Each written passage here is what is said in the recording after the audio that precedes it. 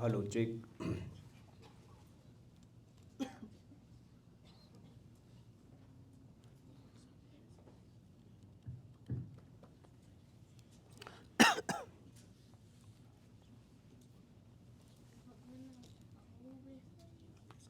બોલો શ્રી સ્વામિનારાયણ ભગવાન કી, શ્રી હરિ કૃષ્ણ મહારાજ કી, શ્રી લક્ષ્મીનારાયણ દેવ, શ્રી રાધારમણ દેવ, શ્રી વિઘ્ન વિનાયક દેવ, શ્રી કાષ્ટભંજન દેવ, શ્રી સિદ્ધેશ્વર મહાદેવ.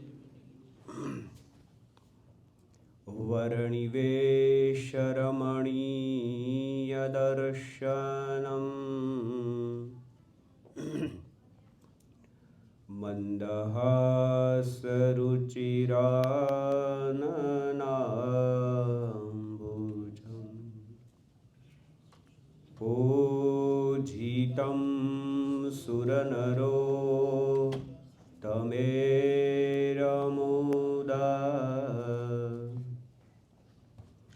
ધર્મનંદનમહં વિચિંતયે.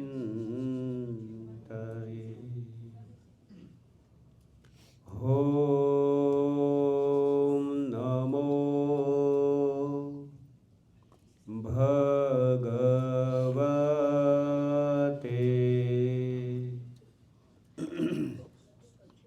શ્રી સ્વામિનારાયણાય ધીમહે. બોલો શ્રી હરિ કૃષ્ણ મહારાજ. આપણા સર્વ કોઈના આરાધ્ય ઈષ્ટદેવ રાજાધિરાજ ભગવાન શ્રી સ્વામિનારાયણ મહાપ્રભુ ભગવાનના દિવ્ય સાનિધ્યમાં, ભગવાનની પાવન નિશ્રામાં વડતાલવાસી શ્રી હરિકૃષ્ણ મહારાજ એવં સુંદર મજાનું આ દિવ્ય રામ મંદિર, રામ પ્રભુ વગેરે આપણી ભારતીય સંસ્કૃતિના સનાતન તમામ દેવો એના સાનિધ્યમાં આજની દિવ્ય સત્સંગ સભામાં ઉપસ્થિત પૂજ્યપાદ અમારા પવિત્ર સ્વામી, સુંદર મજાનું શ્રી સ્વામિનારાયણ મંદિર વડતાલ ધામ કેલગરીનું જ્યારે ભવ્ય નિર્માણ થઈ રહ્યું છે ત્યારે આ મંદિરમાં જેમણે ખૂબ સારી સેવા અને ખૂબ સારો પુરુષાર્થ કર્યો છે એવા પરમ ભગવદીય શ્રી અમારે બિશેરુભાઈ, અલ્કેશભાઈ, ખૂબ જ સારા અમારા સ્નેહી કાળુભાઈ ઉપસ્થિત છે, દિલીપભાઈ, રમેશભાઈ, પરમ ભગવદીય શ્રી હરેન્દ્રભાઈ, સાથે સાથે વાલા ભક્તજનો જેમને નિવાસે અમારો સંતોનો ઉતારો છે એવા અમારા સ્નેહી હાર્દિકભાઈ, એવં આ મંદિરમાં તન મન અને ધને કરીને સેવા કરતા તમામ યુવાનો, તમામ મહિલા ભક્તો, પધારેલા તમામ ભાવિકોને ભાવથી જય સ્વામિનારાયણ. जब तक रहेगी यह जिंदगी फुर्सत नहीं होगी काम से, कुछ ऐसा समय निकालो प्यार कर लो श्री राम से. આપણા સંતોએ, આપણા ઋષિમુનિઓએ અને આપણી પરંપરાએ આપણને આ અદ્ભુત એક સૂત્ર આપ્યું છે. આવી સુંદર મજાની સર્વ અંગે સંપૂર્ણ ભગવાને આપણને આ માનવની જિંદગી આપી છે. કરોડો રૂપિયા દેતા આ મોંઘો મનખો મળતો નથી. તમે કરોડો રૂપિયા આપી દો છતાં પણ આવો મોંઘો મનખો એટલે કે મનુષ્યનું શરીર મળવું બહુ કઠણ છે. કરોડો રૂપિયા દેતા આવો મોંઘો મનખો મળતો નથી. એ પણ વૃથા કહેવાય જો હરિચરણમાં હળતો નથી. થોડુંક વોલ્યુમ આપજો ને. આવો ભગવાને આપણને અણમોલ મોંઘો મનુષ્યનો દેહ આપ્યો છે.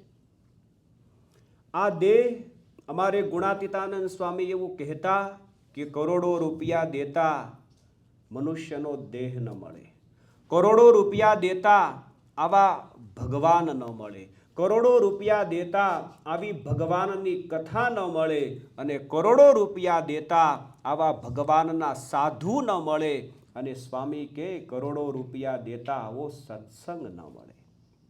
અને આજે આપણી ઉપર ભગવાન સ્વામિનારાયણની અલ્કેશભાઈ કરુણા ઉતરી છે, એટલે આપણને આ દિવ્ય સત્સંગનો જોગ થયો છે. પણ ઘણીવાર મહિમાનો અભાવ હોય, સત્સંગ આપણને ખૂબ સારો મળ્યો હોય, પણ જીવનમાં મહિમા જો ઓછો હશે તો સત્સંગ મળ્યો હશે છતાં પણ એની ખુમારી નહીં હોય. આપણે આ સત્સંગમાં આવ્યા છીએ, તમે અમે આપણે બધા જ આપણે આપણા આત્માના કલ્યાણ માટે આવ્યા છીએ. આપણે આપણા પરિવારના સંસ્કારો બરકરાર રાખી શકીએ, આપણા નાના નાના દીકરા દીકરીઓના સંસ્કારક બંધ રહે, એટલા માટે આ સત્સંગમાં જોડાણા છીએ. તો આ સત્સંગ મહિમા સાથે કરવો. જેટલી આ સત્સંગમાં આપણને દિવ્યતા હશે, એટલો આ સત્સંગ આપણને અદ્ભુત, દિવ્ય અને અહો અહો ભાવ અંતરમાં અખંડ રહેશે. જો મહિમાની ખોટ હશે તો આપણે સત્સંગ કરતા હશું, છતાં પણ આપણને એકાબીજાના અભાવ દેખાશે, અવગુણ દેખાશે અને દોષ દેખાશે.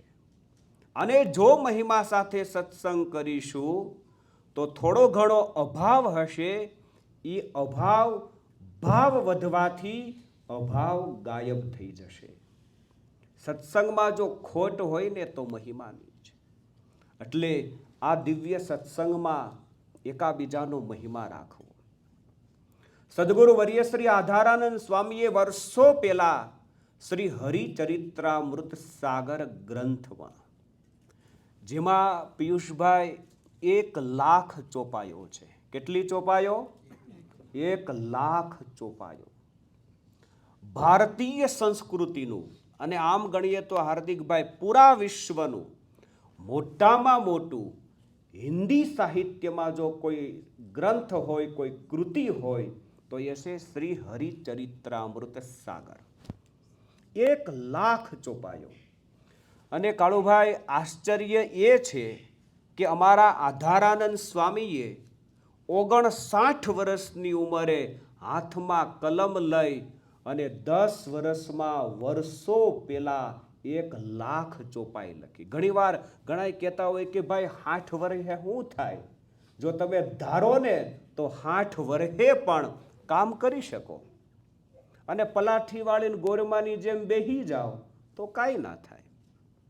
59 વર્ષની ઉંમરે એ મહાપુરુષે હાથમાં કલમ લઈ અને 1,00,000 ચોપાઈ. કેટલી મોટી વાત છે, તમે વિચાર તો કરો. અને એ જમાનામાં તો બિશીરભાઈ તમને હું કહું કે પ્રેસ નહોતા.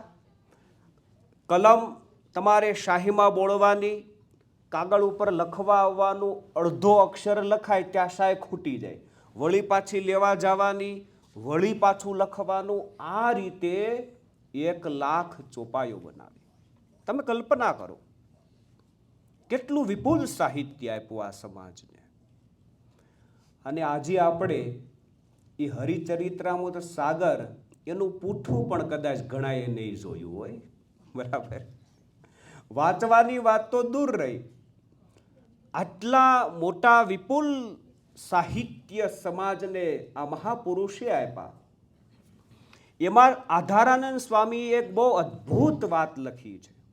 આધારાનંદ સ્વામી કે આ સત્સંગમાં જેટલા બાયો, ભાઈઓ, યુવાનો, નાના મોટા બાળકો, આ સ્વામીની ચોપાઈનો હું તમને ગુજરાતીમાં ભાવાર્થ કરી આપું છું.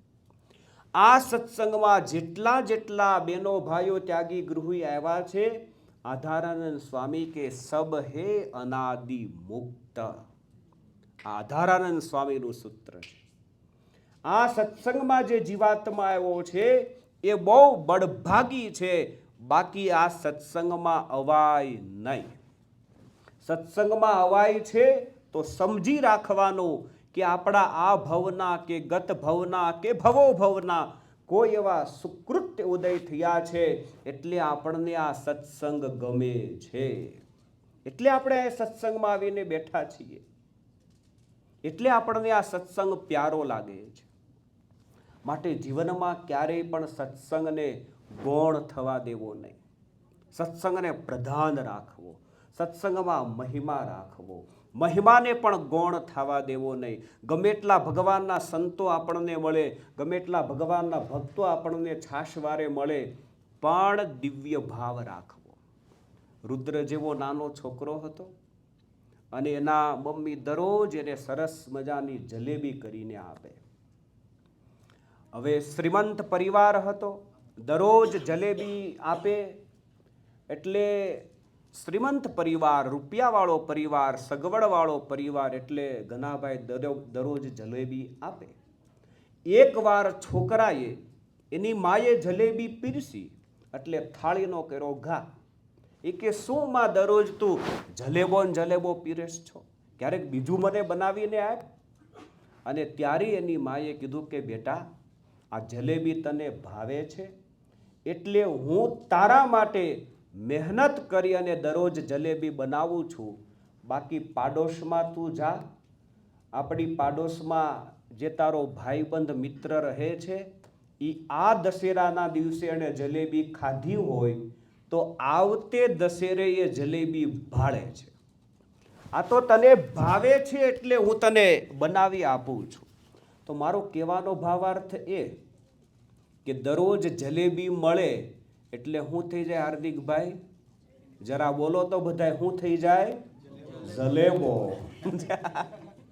દરરોજ જલેબી મળે એટલે જલેબીનો થઈ જાય જલેબો. પણ સત્સંગમાં જલેબો થવા દેતા નહીં ભાઈઓ. સત્સંગમાં સદાને માટે દિવ્ય ભાવ રાખો, સત્સંગમાં સદાને માટે મહિમા રાખો. આવા ભગવાનના ભક્તો મળે જ ક્યાંથી? આપણને આ સત્સંગ મળે જ ક્યાંથી? આવો ભાવ સાથે જ્યારે આપણે આ સત્સંગમાં જોડાશું, સત્સંગ કરશું, ત્યારે સત્સંગનો આપણને મહિમા થશે. અમારા મુક્તાનંદ સ્વામીએ બહુ સુંદર મજાનું એક પદ બનાવ્યું અને મુક્તાનંદ સ્વામીએ એમાં અદ્ભુત વાત કરી. મુક્તાનંદ સ્વામી કહે, જ્ઞાન વિના દુઃખ પાવત દુનિયા, માયા ઘોર અંધાર में મુક્તાનંદ મુનિવર વિજ્ઞાની પહોંચા દે તેજ અંબાર में. આ જગતમાં લોકો દુઃખી થાય છે એનું કારણ મુક્તાનંદ સ્વામી કે લોકોનું અજ્ઞાન છે. જ્યારે જ્ઞાન પ્રગટ થાય, જીવનમાં જ્ઞાનોદય થાય, માણસ જ્યારે વિજ્ઞાની બને, અંધારું દૂર થાય અને પ્રકાશ થાય, ત્યારે માણસ સુખી બને છે. દુઃખનું કારણ વાલા ભક્તજનો આ જગતમાં કોઈ નથી. દુઃખનું કારણ આપણા પોતાના કરેલા કર્મો જ છે. દુઃખનું કારણ જીવનું અજ્ઞાન છે. દુઃખનું કારણ જીવના કરેલા કર્મો છે. અજ્ઞાનથી માણસ ખોટા કર્મો કરે છે અને કર્મો કરે ખોટા એટલે એ માણસ દુઃખી થાય છે. દુઃખનું કારણ મોળા કર્મ અને અજ્ઞાન છે. ઘણીવાર ઘણાય કહેતા હોય છે કે ભાઈ મને શનિ નડે, મને ગુરુ નડે છે, મને શનિ નડે છે, મને બુધ નડે છે. ઘણાય કે અમને અમારા પિતૃઓ નડે છે, ઘણાય કે અમને અમારા દેવીઓ નડે છે. ભાઈ શા માટે નડે? હવે શનિને શેઢે અને સીમાડે આપણે હરેન્દ્રભાઈ ભેગા થયા નથી, બરાબર? શનિનો અને આપણો શેઢો એક નથી, ક્યારે આપણે એને મળ્યા નથી. અને રાધિકભાઈ શનિ તો ક્યાંય બિચારો દૂર દૂર ગ્રહ છે, એ આપણને શું કરવાને નડે? અને એ શા માટે આપણને નડવા આવે? માણસની માન્યતાઓ છે. માણસ કર્મ કરવામાં ધ્યાન રાખતો નથી અને દુઃખી થાય છે. માટે ક્યારેય કોઈ દિવસ એવા ખોટા વહેમમાં પણ રહેવું નહીં કે ભાઈ પેલું મને નડે છે, આ મને નડે છે. એક શરણાગતિ રાખો. કોઈ તમારા ઈષ્ટદેવની ગળામાં શરણાગતિની કંઠી રાખો. તમે રામની રાખો, તમે શ્યામની રાખો, કે તમે ઘનશ્યામની રાખો. જેમાં તમારી આસ્થાને શ્રદ્ધા બંધાયેલી હોય એ ભગવાનને એક નિષ્ઠાથી ભજો. આ જગતમાં કોઈ તમને નડે નહીં. ભાગવતમાં કાળુભાઈ એક અદ્ભુત પ્રશ્ન પૂછો. ભાગવતમાં મૈત્રેય ઋષિએ મહાત્મા વિદુરને પ્રશ્ન કર્યો કે સુખાય કર્માણિ કરોતિ લોકઃ, સુખાય કર્માણિ કરોતિ લોકઃ નતૈ સુખમ વા અન્યદ ઉપારમમ વા. માણસ સુખી થવા માટે રાત દાડો પ્રયત્ન કરે છે, રાત દાડો મહેનત કરે છે, છતાં પણ માણસ સુખી થતો નથી. અને જેમ જેમ મહેનત કરતો જાય એમ વધારે દુઃખી થતો જાય છે. એનું શું કારણ છે? સુખી થવા માટે વ્યક્તિ કર્મ કરે છે અને છતાં પણ સુખી થતો નથી. અને જેમ જેમ મહેનત કરતો જાય એમ માણસ વધારે દુઃખી થતો જાય છે. એનું શું કારણ છે? વિંદન્તે ભૂયતત એવ દુઃખમ યદત્ર યુક્તમ ભગવાન વદેન્નઃ. જ્યારે મૈત્રેય ઋષિને વિદુરજીએ પ્રશ્ન કર્યો ત્યારે મૈત્રેય ઋષિએ કહ્યું કે હે મહાત્મા વિદુર, સાંભળો. સુખી થવા માટે માણસ કર્મ કરે છે, પરંતુ કર્મ કરવામાં ફેર પડી જાય છે. માણસ ખોટા કર્મ કરે છે. બહુ વ્યક્તિને ટેન્શન આવી જાય એટલે શું કરે? દારૂ પીવે. બહુ વ્યક્તિને ટેન્શનની ચિંતા આવી જાય એટલે માણસ ડ્રગ્સ લે. પણ એ જે એણે કર્મ કર્યું ને એ ખોટું કર્મ કર્યું. તમે દારૂનું પાન કર્યું, તમે બીજા ત્રીજા વ્યસનો કર્યા, તો એનાથી તમારી ચિંતા, એનાથી તમારું ટેન્શન, એનાથી તમારું ડિપ્રેશન ઓછું નહીં થાય, ઉલટાનું વધશે. કર્મ કરવામાં ફેર પડી ગયો એટલે માણસ દુઃખી થાય છે. તમારે રોટલી ખાવી હોય તો લોટ કેનો લેવો પડે? ઘઉંનો. પણ રોટલી ખાવી હોય લોટ તમારે ઘઉંનો લેવો પડે. પણ ઘઉંનો લોટ અને બાજરાનો લોટ બંને લોટ બાજુ બાજુમાં હોય અને જો બાજરાના લોટનો ડબ્બો લેવાઈ જાય હાથમાં અને લોટ તમે બાંધી દો, પછી બાજરાના લોટ લેવાઈ ગયો, લોટ બાંધી દીધો, પછી એમાંથી શું થાય ભાઈ? રોટલો. કારણ કે લોટ લેવામાં ફેર પડી ગયો.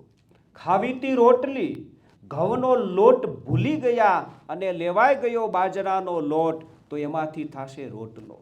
એમ જીવનમાં પણ ઘણીવાર માણસ અવળા કર્મ કરે, માણસ ખોટા કર્મ કરે, માણસ પાપ કર્મ કરે એટલે સુખી થવાના બદલે એ દુઃખી થાય છે. માટે મૈત્રેયજી ભાગવતમાં કહે છે કે માણસે કર્મ કરવામાં ધ્યાન રાખવું. જે કર્મ આપણને દુઃખ આપે, જે કર્મ પાપ કર્મ કહેવાતા હોય, જે કર્મ દુષ્કર્મ કહેવાતા હોય, એવા કોઈ પણ પ્રકારના કર્મ કરવા નહીં. ઘણીવાર વ્યક્તિ સત્સંગી હોય, પૂજા પાઠ કરતો હોય, મંદિરે જતા હોય, માળા કરતા હોય, ભજન ભક્તિ કરતા હોય, તો પણ ઘણા મોળા કર્મ કરતા હોય છે. એનાથી એને સુખ નહીં આવે. અને ગીતામાં ભગવાન કૃષ્ણએ કહ્યું કે હે અર્જુન, એક ક્ષણ પણ વ્યક્તિ કર્મ કર્યા વિના રહી શકતો નથી. દરેક વ્યક્તિ હર પલ હર ક્ષણ કર્મ કરે છે. અને કર્મના શાસ્ત્રોમાં 4 પ્રકારો છે. પહેલો કર્મનો પ્રકાર છે કેવળ કર્મ, બીજો પાપ કર્મ, ત્રીજું પુણ્ય કર્મ અને ચોથું છે નિષ્કામ કર્મ. કેવળ કર્મ કરો તો એનાથી તમને પાપ પણ ન થાય, કોઈ પુણ્ય પણ ન થાય, એને કહેવાય કેવળ કર્મ. કેવલ કર્મ એટલે શું? દાખલા તરીકે સવારે ઉઠીને સ્નાન કરો, દાંતણ કરો, કસરત, વ્યાયામ, પ્રાણાયામ, વોકિંગ, જોગિંગ વગેરે કરો તો એ કેવળ કર્મ છે.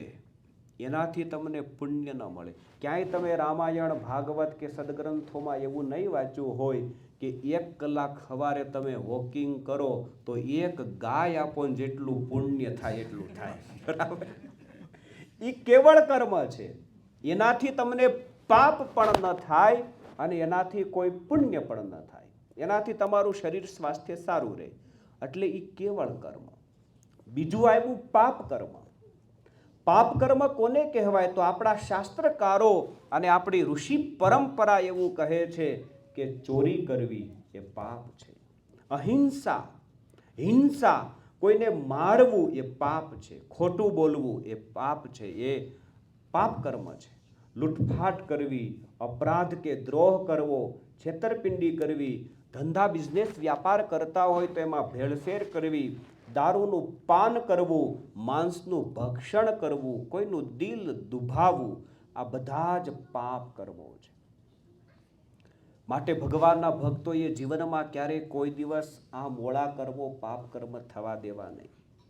જોકે તમે બધા જ સત્સંગી છો એટલે પાણી પણ ગાળીને પીતા હોય તો ઘનાભાઈ દારૂ તો ક્યાંથી પીતા હો? બરાબર. એટલે દારૂ તો આપણે ક્યારેય કોઈ દિવસ ન આવે લેવાનો, પણ તેમ છતાંય વાર તહેવારે ન આવી જાય એનું ધ્યાન રાખજો. બરાબર. આયા હું વાર તહેવારનો બહુ મોટો મહિમા છે કાળુભાઈ તમારે અહીં કેનેડામાં. એટલે આમ આડે દિવસે તમે ન લેતા હોય, પણ વાર તહેવાર હોય, કાંઈ પાર્ટી બાલ્ટીમાં જવાનું થાય, કાંઈ એવી સંગ સોબત થઈ જાય તો ઘણીવાર ઘણાય આમ જિજ્ઞાસા માટે લઈ લેતા હોય કે કેવું હોય એમ. પણ ભગવાનના ભક્તોએ કોઈ પણ પરિસ્થિતિમાં ક્યારેય પણ નેવર એને હાથ જ નહીં અડાડવાનો. અને તમારે ખાવા પીવાની ચીજ વસ્તુ આવે એમાં પણ બહુ ધ્યાન રાખવું. જો કે તમે સત્સંગી હોય, સમજદાર હોવ એટલે તમે જોતા હો.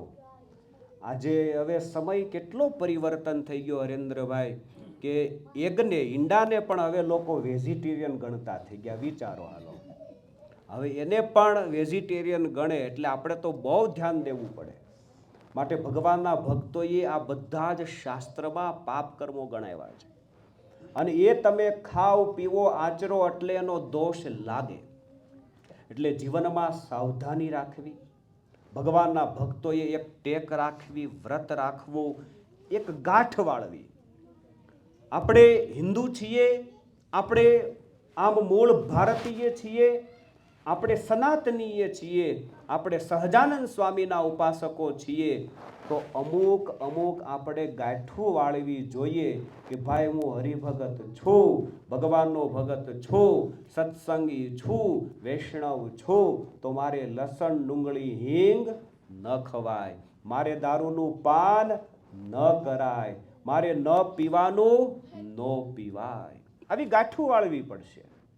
જો ગાંઠું ન વાળો તો પછી બધું હાલે છે એમને હાયલા કરે. અમારે જૂના જમાનામાં અલ્કેશભાઈ એક વાત કહેવામાં આવે કે નાનકડું ગામડિયું ગામ હતું અને એ ગામમાં એક માજી રહેતા હતા. અને માજી બહુ ઉત્સાહી, ઉમંગી, ઉંમર મોટી હતી છતાં પણ ઘરકામ નાનું મોટું કર્યા કરે. વળી પાછું ટંકટાણું સમય મળે એટલે એક ગોદડું ઈ બનાવતા હતા. એટલે ગોદડું સીવે. જૂના જમાનામાં ગોદડાઓ બનતા. હવે તો એ બધી સિસ્ટમ ત્યાં દેહમાં થોડી ઘણી હોય, અહીંયા તો છે જ નહીં. એટલે દિવસે માજી ગોદડું સીવતા હતા. અડધું ગોદડું સીવાણું. રાત્રિનો સમય થયો, સંધ્યાનું ટાણું થયું, ભોજન કર્યું, વાળું પાણી કરી ભોજન કરી અને માજી સૂતા. હવે સૂતા પણ ઊંઘ આવે નહીં. રાત્રિના 10 વાગ્યા એટલે માજીએ વિચાર કર્યો કે ઊંઘ આવતી નથી અને પેલું ગોદડું સીવવાનું અડધું બાકી છે, તો ચાલો ઓલું ગોદડું અડધું સીવી નાખવું અને પૂરું કરી દઉં. સાંભળજો, બધાને બરાબર સંભળાય છે ને? હવે એ માજી રાત્રિના 10 વાગે ઊભા થયા, દીવો કર્યો, હાથમાં સોય લીધી, સોયના નાકામાં દોરો પોરવો અને ગોદડું સીવવાનું શરૂ કરી દીધું. અને પિયુષભાઈ સવારના 7 વાગ્યા સુધી સીવ્યું. કેટલા વાગ્યા સુધી જરા બોલો તો? 7 વાગ્યા સુધી સવારના માજીએ ગોદડું સીવું છતાં પણ સીવાણું જ નહોતું. એવું કેમ થયું હશે? હોયમાં દોરો પોરવો ને ગાંઠ મારવાનું ભૂલી ગયા. છેલ્લે ગાંઠ મારવી પડે ને ભાઈ. ગાંઠ મારવાનું માડી ભૂલી ગયા અને આખી રાત સીવું છતાં પણ સીવાણું નહીં. એમ જીવનમાં ઘણીવાર ઘણા આખી જિંદગી જીવે પણ આખી જિંદગી જીવાણું ન હોય.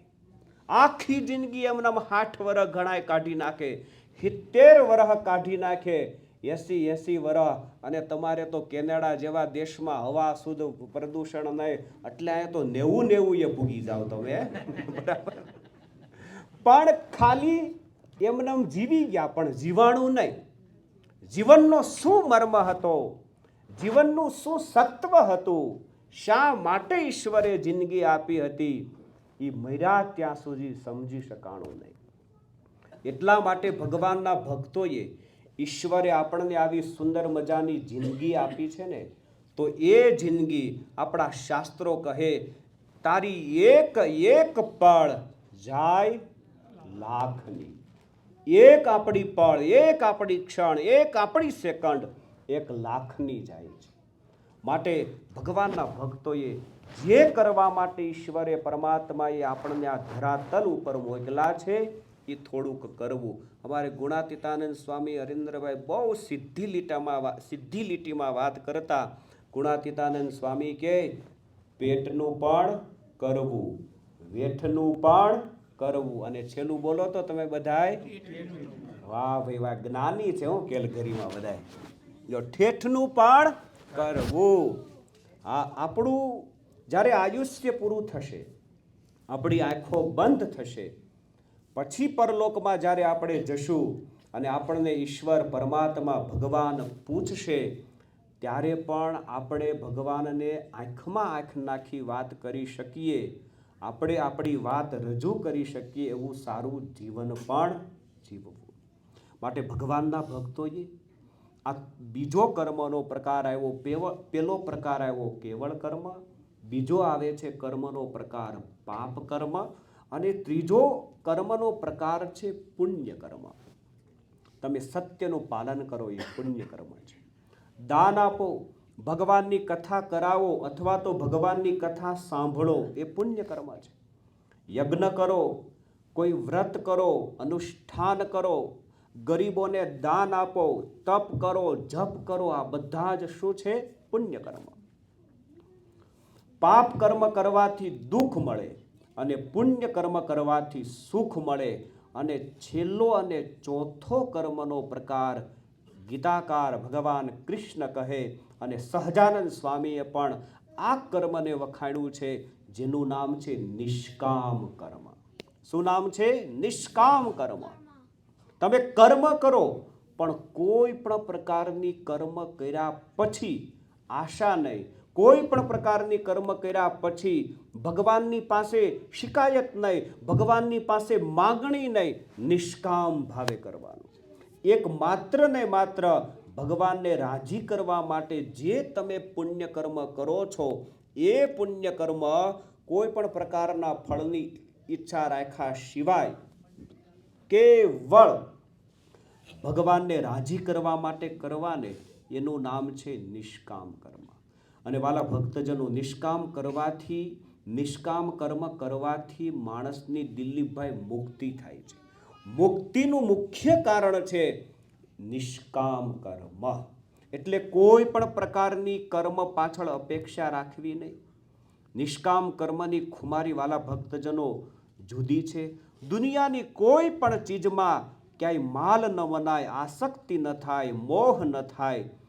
દુનિયામાં પાપ કર્મ કરવા વાળા બહુ વધારે છે, પુણ્ય કર્મ કરવા વાળા બહુ ઓછા છે, અને નિષ્કામ કર્મ કરવા વાળા ખૂબ જ ઓછા છે. માટે પહેલા નંબરે તો પાપ કર્મ બંધ કરવા અને પુણ્ય કર્મ કરવા. પુણ્ય કર્મ ધીમે ધીમે કરતા કરતા ઉર્જિતભાઈ નિષ્કામ તરફ જવું. કે ભાઈ આપણે જે કાંઈ કર્મ કરીએ મહારાજને રાજી કરવા માટે કરીએ. મંદિરમાં આપણે સેવા કરીએ, એક ભાવ રાખીએ કે મારા ભગવાનનું ધામ બંધાય છે, મારા ઈષ્ટનું મંદિર બંધાય છે, મારે એને રાજી કરવા માટે કામ કરવું છે. પછી તમે તને કરીને સેવા કરો તોય ભલે, મને કરીને સેવા કરો તોય ભલે, અને ધને કરીને સેવા કરો તોય ભલે. એક જ ભાવ આપણે જીવનમાં જડી રાખીએ કે આ સેવાથી મારો મહારાજ મારી ઉપર રાજી થાય. સેવામાં નહીં રાખવાની માનની અપેક્ષા, સેવામાં નહીં રાખવાની યશની અપેક્ષા, સેવામાં નહીં રાખવાની વાહની અપેક્ષા, અને સેવામાં નહીં રાખવાની સન્માનની અપેક્ષા. સેવા કરો ને એટલે સહજાનંદ સ્વામી તમે આ નહીં ઈચ્છો ને તોય બધું આપશે, અને જો ઈચ્છા રાખશો તો નહીં આપે. કારણ કે ભગવાનના દરબારનો સિદ્ધાંત જુદો છે. તમે જેટલી અપેક્ષા રાખો એટલું ભગવાન તમને ના આપે, અને જેટલી તમે અપેક્ષાનો ત્યાગ કરો એટલું ભગવાન તમને વધારે આપે. હું ઘણીવાર કથામાં કહું કે આ સત્સંગમાં આવ્યા પછી જે બાઈ ભાઈ નાના મોટા ત્યાગી ગૃહી આ સત્સંગમાં જોડાય એ જેટલા દાસ થાય ને એટલા સહજાનંદ સ્વામીની દ્રષ્ટિમાં પાસ થાય છે. જે આ સત્સંગમાં દાસ થાય એ આ સત્સંગમાં પાસ થાય છે, અને જે આ સત્સંગમાં પાસ થાય એનો અક્ષરધામમાં વાસ થાય છે. એટલે આ સત્સંગમાં જેટલા દાસ થાશું એટલા મોટા સંતોની દ્રષ્ટિમાં, આચાર્ય મહારાજની દ્રષ્ટિમાં અને સહજાનંદ સ્વામીની દ્રષ્ટિમાં આપણે પાસ થાશું. છોકરાને પેલા ધોરણમાંથી બીજા ધોરણમાં જવું હોય તો પાસ થવું પડે ને, ઉત્તીર્ણ થવું પડે. એ જ પ્રમાણે સત્સંગમાં પણ તમારે પાસ થવું હોય તો દાસ થવું પડે. ભાઈ શું થવું પડે જરા બોલો તો? દાસ થવું પડે. બસ જેટલા તમે દાસ થાવ એટલા મહારાજને વાલા થાવ. એટલે મૂળ વાત હું તમને એ કહેતો હતો કે આ સત્સંગમાં આવીએ ને તો દાસ ભાવે સેવા કરીએ, અને એમાં પણ ભગવાનના મંદિરની સેવા એ સહજાનંદ સ્વામીને અતિશય ગમતી સેવા. ગઢપુરમાં સ્વામિનારાયણ ભગવાને ચપટી વગાડીને શુભાંશુભાઈ ને તમારી બાજુમાં બેઠા એ સુહાનભાઈ આમ ચપટી વગાડીને સુહાનભાઈ, તો સહજાનંદ સ્વામીએ ધરતીમાંથી સુવર્ણનું મંદિર બહાર કાઢ્યું. કેનું? સુવર્ણનું. સુવર્ણમાં તમને કેલઘરી વાળાને ખબર પડે કે ન પડે? હે? હા, અત્યારે તો બહુ મોંઘું થઈ ગયું છે. સોનાનું મંદિર બહાર કાઢ્યું સાહેબ. હા, સોનાનું, આખું સોનાનું મંદિર. અને બધા જ હરિભક્તો સ્વામિનારાયણ ભગવાનની પાસે આવ્યા અને મહારાજને કહેવા મળ્યા કે મહારાજ આ સોનાનું મંદિર આમ નમ રહેવા દો. સ્વામિનારાયણ ભગવાન કે અમે ચપટી વગાડીએ ને તો ધારીએ ત્યાં સોનાના મંદિર ધરતીમાંથી બહાર કાઢીએ એવું અમારી પાસે ઐશ્વર્ય છે, પણ આમાં તમારી સેવા શું? આમાં તમારું સમર્પણ શું? આમાં તમારું યોગદાન શું? આમાં તમારું કલ્યાણ ને ભલું શું થાય? એટલા માટે મહારાજ કે આ ગોપીનાથજી મહારાજના મંદિરના પાયામાં એક શેર જેટલો પણ પથ્થર કોઈ પધરાવશે, શેર જેટલો પથ્થર પણ કોઈ મૂકશે તો સ્વામિનારાયણ કે સ્વામિનારાયણ ભગવાન કે અમે અક્ષરધામ આપશું. મહારાજ કે મારે નાનામાં નાના સત્સંગીની મંદિરમાં સેવા લેવી છે, એટલા માટે મહારાજ કે આ સુવર્ણનું મંદિર અમે નહીં રાખીએ. તો વાલા ભક્તજનો, આપણી શક્તિ પ્રમાણે, એવું નથી કે આપણે કરોડો રૂપિયા લાખો રૂપિયા આપણે આપી દઈએ. અરે કદાચ આપણી પાસે સંપત્તિ ન હોય, સંપત્તિ ન આપી શકીએ, સમયનું દાન આપીએ સાહેબ, શરીરનું દાન આપીએ, શ્રમ યજ્ઞ કરીએ, એ પણ ભગવાનને રાજી કરવાનું માધ્યમ છે. સમય આપ્યો હોય તો સમય દાન આપવું, સંપત્તિ ભગવાને આપ્યું હોય તો સંપત્તિનું દાન આપવું. કદાચ સમય અને સંપત્તિ બેમાંથી એક પણ ન આપી શકો તો મને કરીને સારો ભાવ રાખવો એટલે માનસિક દાન છે સાહેબ. ઘણીવાર ઘણાય કરે નહીં, ખ્યાલ આવ્યો, પણ નડે બહુ. અને નો નડવું એ પણ બહુ મોટી સેવા છે. આમ 7 જણા આમ બેઠા હતા કાળુભાઈ બગીચામાં. એટલે એમાં એક છોકરો હાર્દિક જેવો જવાનનો બોલ્યો કે હું સોમવાર રહું છું, ઘનાભાઈ જેવો કે હું મંગળવાર રહું છું, પિયુષભાઈ જેવો કે બુધવાર રહું, એક જણો કે ગુરુ શનિ રવિ. આમ એમાં એક એકદમ શાંતિથી જવાન બેઠો તો મારે ઉર્જિતભાઈ જેવો એકદમ શાંતિથી બેઠો હતો. એટલે 7 જણા ભેગા થયા ને કીધું કે ભાઈ અમે તો આ બધાય વાર રહીએ છીએ, તમે કયો વાર રહ્યો છો? એટલે જવાનિયાએ બહુ સુંદર જવાબ આપ્યો કે હું એકેય વાર નથી રહેતો પણ હખણો રહું છું. હું કે વાર નથી રહેતો પણ હખણો રહું છું. આ હખણા રહેવું ને ઘનશ્યામભાઈ, ઈ મોટામાં મોટી સમાજની સેવા છે. જો એટલે આપણાથી થાય તો 100% સત્કર્મમાં સપોર્ટ કરીએ, મહેનત કરીએ. અને આ તમારા નાના નાના દીકરા દીકરીઓ માટે બહુ આ દેશમાં જરૂરી છે. અહીંનું અત્યારનું વાતાવરણ, અહીંનું અત્યારનું કલ્ચર, આ માહોલ જોતા જો આપણે જાગૃત નહીં થઈએ તો બીજી ત્રીજી પેઢી આપણી ભૂસાઈ જશે. બીજી ત્રીજી પેઢીએ કોઈના જીવનમાં સંસ્કારો નહીં રહે, કોઈના જીવનમાં દાદા દાદી પ્રત્યેનો સદભાવ, આપણી ભારતીય પરંપરા, સંસ્કૃતિ, ઋષિ પરંપરા, એનું બધું જ જે જ્ઞાન છે એ સમૂળ નાશ થઈ જશે.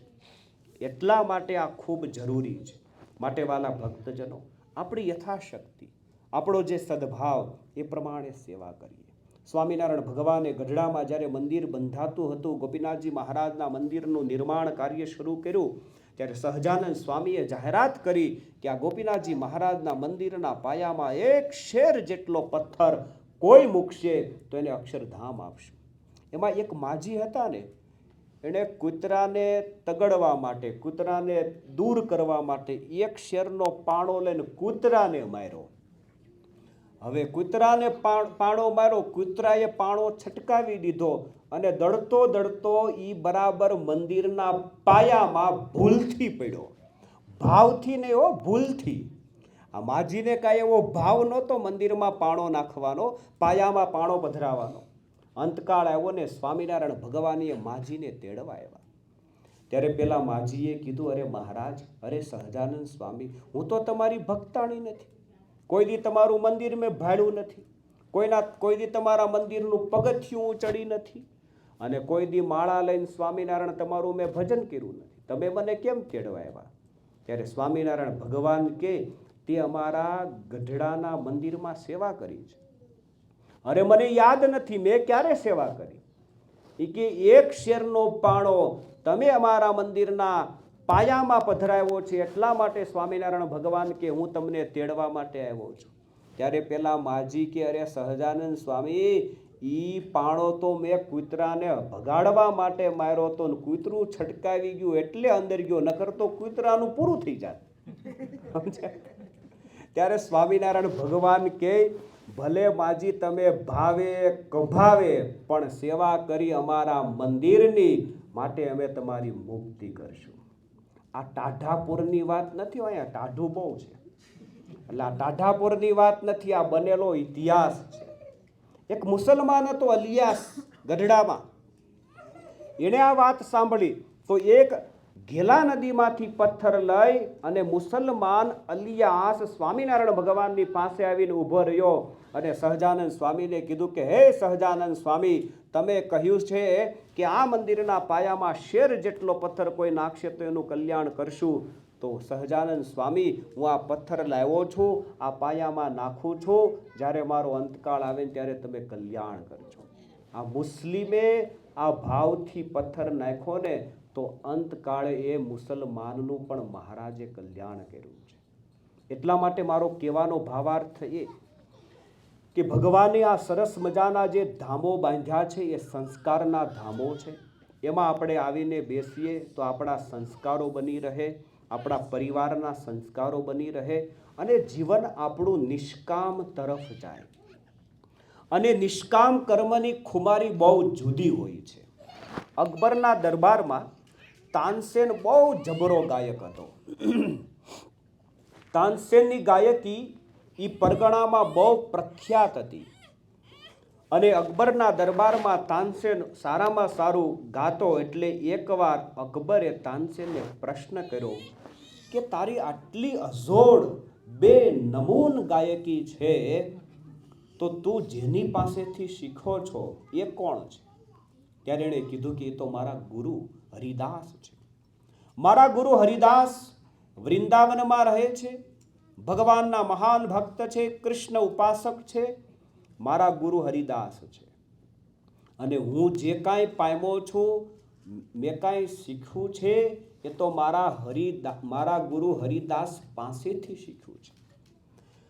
ત્યારે અકબરે કીધું કે તારા ગુરુ હરિદાસને આપણા દરબાર ગઢમાં બોલાય, એની ગાયકી આપણે સાંભળીએ. ત્યારે તાનસેને કીધું કે માફ કરજો માલિક, મારો ગુરુ તો એકદમ ફક્કડ માણસ છે, મારા ગુરુ તો ફકીર છે, એ ક્યારેય કોઈ દિવસ અહીંયા આવે નહીં. જો તમારે એની ગાયકી સાંભળવી હોય તો આપણે વૃંદાવન જવું પડે. એ કે મંજૂર છે, ચાલો વૃંદાવન જઈએ. પણ કે આ રાજાના પહેરવેશમાં તમે જશો તો પણ મારા ગુરુ નહીં મળે. સામાન્ય નાગરિકના પહેરવેશમાં તમે જશો તો જ તમને અમારા ગુરુ મળશે.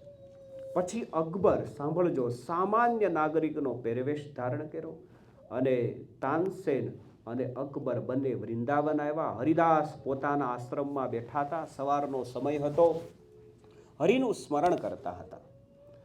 હરિદાસ એક સુંદર મજાના આસન ઉપર બેઠા છે. તાનસેન આવ્યો, પ્રણામ કર્યા અને બેઠા બાજુમાં. અને ત્યારબાદ હાથમાં સારંગી લઈ અને તાનસેન માલકોંશ રાગ ગાવા માંડ્યા. હવે માલકોંશ રાગ શરૂ કર્યો. એને આવડતો તો છતાં પણ જાણી જોઈને ભૂલ કરી, કારણ કે ગુરુને આદેશ ન કરાય કે તમે કંઈક ગાઓ.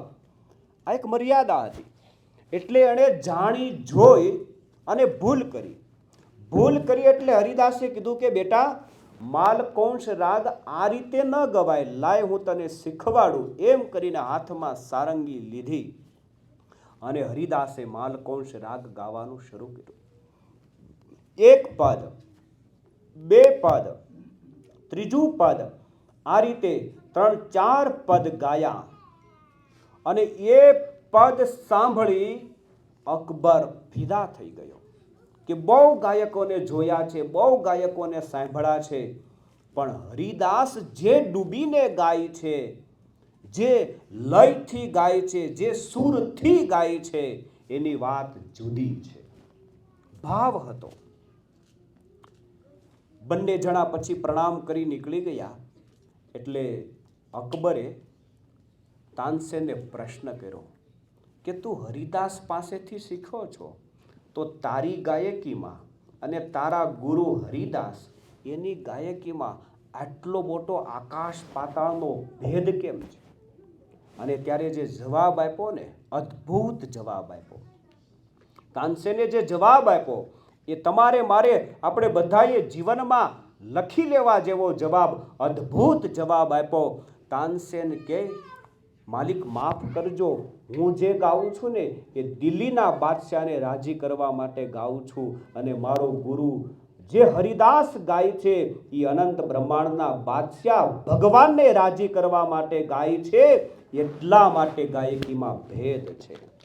હું જે ગાઉં છું એ એક જીવને રીઝવવા ગાઉં છું, અને મારા ગુરુ ગાય છે એ હરિને રીઝવવા ગાય છે.